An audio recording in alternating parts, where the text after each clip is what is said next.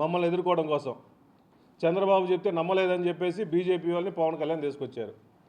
ఈయన ఫస్ట్ నుంచి కూడా సనాతన ధర్మం అని చెప్పేసి ఫస్ట్ ఆయన ఎలక్షన్ ముందే చెప్పాడు, మా నాన్నగారు హిందుత్వాన్ని పూజించడు, ఆ దేవుడు వెలిగించిన దీపం దగ్గర సిగరెట్లు తాగే అలవాటు మా నాన్నని చెప్పాడు. ఇప్పుడేమో సనాతన ధర్మం అని చెప్పేసి అడ్డనామాలు పెడతాడు, నిలువునామం పెడతాడు, డ్రెస్సులు వేస్తూ ఉంటాడు.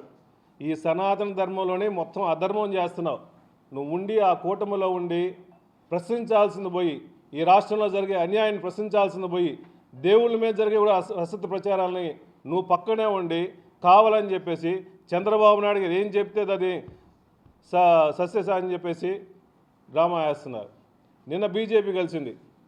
బీజేపీ ప్రెస్ మీట్లో ఆ స్టేట్ ప్రెసిడెంట్ ఒక్క మాటైనా ఈ లడ్డులో ఆవు కొవ్వు, జంతు కొవ్వు కానీ, పంది కొవ్వు కానీ, ఫిష్ ఆయిల్ కలిసింది ఒక్క మాట కూడా మాట్లాడాల. నిజంగా కలిసి ఉంటే ఆ బీజేపీ వాళ్ళు మాట్లాడేవాళ్ళుగా. ఆయన అడల్టరేషన్ అని చెప్పాడు. ఈ రిపోర్ట్లో అడల్టరేషన్ అనేది చాలా పెద్దవాడు, ఎక్కువ కలుషితమైన అర్థం.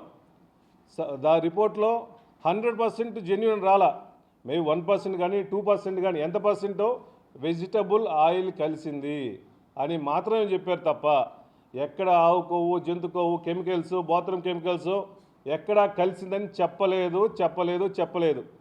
ధైర్యంగా ప్రతి ఒక్కరూ చంద్రబాబు నాయుడు గారు ఎలక్షన్ల ముందు ఏ విధంగా అసత్య ప్రచారం చేసి ఓట్లేసి సీఎం అయ్యాడో మళ్ళీ ఇప్పటి నుంచి నెక్స్ట్ జరిగే ఎలక్షన్లు ఇప్పటి నుంచి డ్రామా స్టార్ట్ చేశాడు.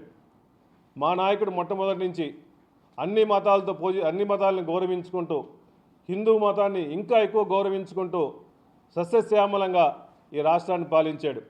అందువల్ల అటువంటి నాయకుడి మీద బురద చల్లదని చెప్పి స్వభావం తెలియజేస్తున్నాను. ఇప్పుడైనా సంవత్సరం నుంచి డ్రామా వేశారు, ఈ డ్రామా తెరదించండి, కొత్త డ్రామా స్టార్ట్ చేయండి. ఇంక డ్రామా టైం అయిపోయింది. ఇంకెవ్వరు ఈ లడ్డు మీద హిందువులు ఎవరో మిమ్మల్ని నమ్మే ప్రసక్తి లేదు, నమ్మేది లేదు కూడా. ఇప్పుడు కూడా నిన్న ప్రెస్ మీట్ పెట్టి జంతుకోగలిసిందంటే ఏమనాలి? ఈ రాష్ట్రాన్ని పాలించే నాయకుడు ఈ రాష్ట్రానికి ప్రజలకు కానీ హిందువులకు కానీ ఒక అసత్య ప్రచారాలు రిపోర్ట్ని కూడా ఉన్నదా లేనట్టుగా చెప్పేసి కలిసింది అసత్యం చేస్తున్నారు. చంద్రబాబు నాయుడు చాలా పెద్దవాళ్ళ వయసులో ఉన్నట్టు చెప్పండి, కలుషితం అయితే అయింది, కాకపోతే కాదని చెప్పండి.